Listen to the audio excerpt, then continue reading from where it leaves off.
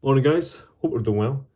This video is to address a question I had the other week about how the process of how I choose what stems I'm going to use on my pipes. So could be interesting for anyone that's into pipe making, following on people's pipe making, or for people that just enjoy the process of artisan pipes and help and to understand how pipes are made and what different pipe makers go about doing. And for me, I always enjoy the process of making stems. I've always made hand cut stems from the very start, partly because I like the freedom you have for making hand cut stems. You don't have to follow the preformed shape, you can go anywhere with it. And primarily I use ebonite. I would say 95% of my pipes are ebonite, another 5% are acrylic based materials.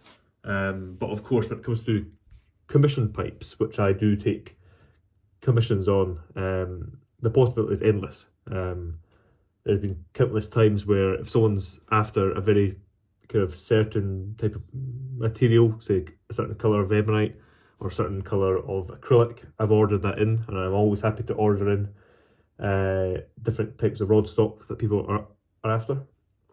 And one thing that's led to is over the years I've had quite a large build-up of offcuts.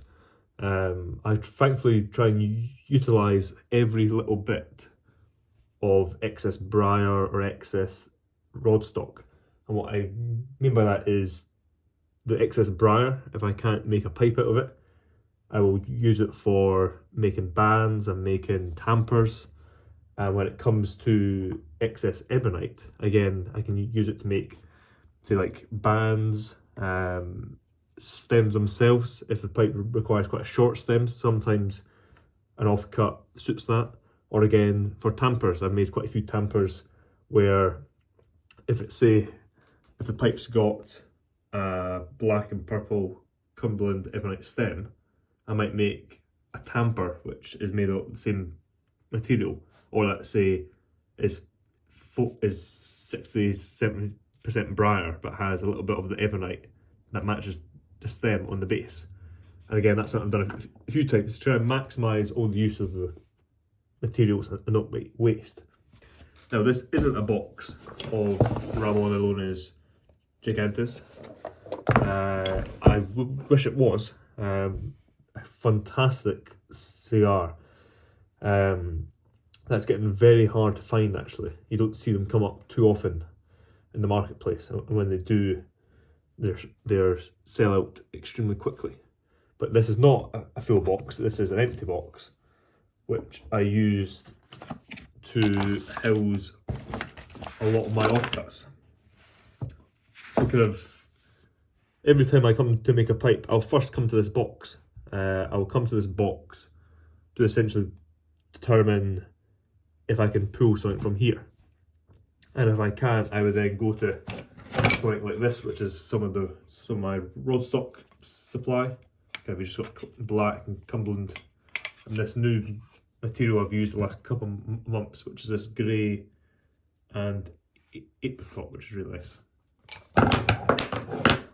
But I always like to go in here because I have offcuts of Cumberland, faux ivorite, acrylic based ivorites.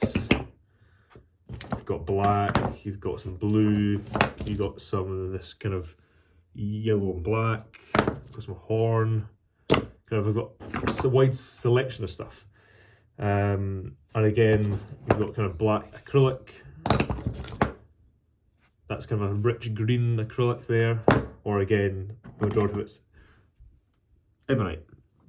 And that's the process I initially go through. That's my first step and protocol, is to go through that and to determine what I've got.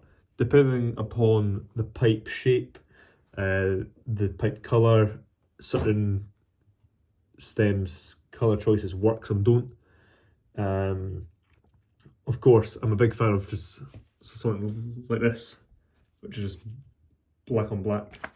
You can never really go wrong there.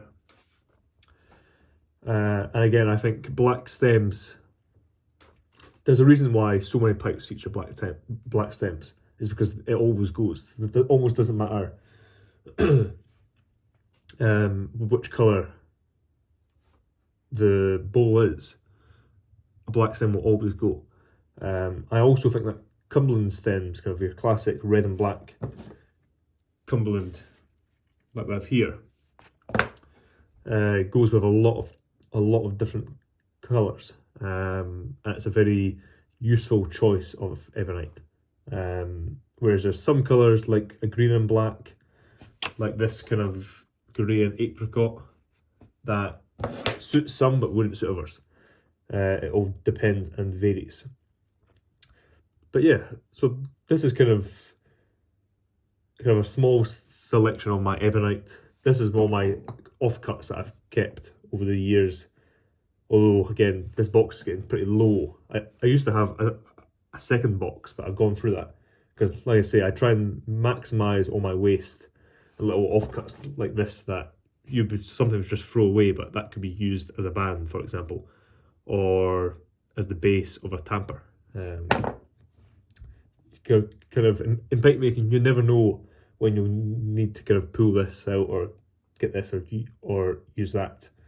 So that's why I always ensure to keep everything.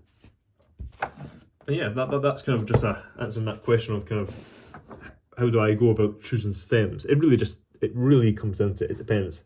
Of course, if it's a commission, quite often the commissioner will have a certain stem in mind, whether it's black or Cumberland or green and black, yellow black, so on and so forth. Or again, if it's something that I don't have, I'm always happy to order in whatever it is thereafter.